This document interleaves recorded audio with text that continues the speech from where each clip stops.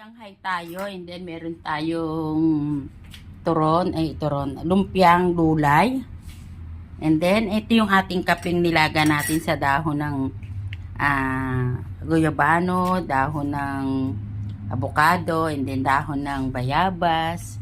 Yan ang pinaka-timo, diba? Ayan, ayan ang pang lunch and, sabay mo na, lunch and breakfast. And then, kung bawal sa mga diabetic ang asukal, then lagyan mo siya ng honey. Honey. May kape ka na. 'Di ba? Ayan lang po. Kain po tayo. 'Di ba? Tas and then yung suka mo, apple cider vinegar, and then dagdagan mo raw ng maraming ano ba to? Maanghang. Nakakalimot na tayo. Ayan.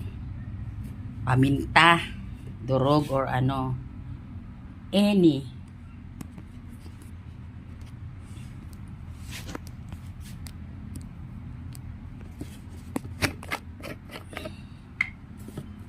Sorry, kasi binubugsan ko. And then, lagyan mo ng konting-konti lang. Konting-konti lang na. Isang ganito lang yan. Lalagyan mo ng konting honey. Para medyo may tamis ng konti. Ayan. Konti lang. Konti yan.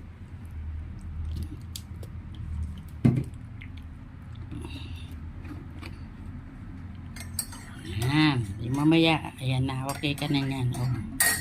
Ayan, pampaliit ng tiyan yan. Ganyan lang ang pagkain. Kain po. Love you all.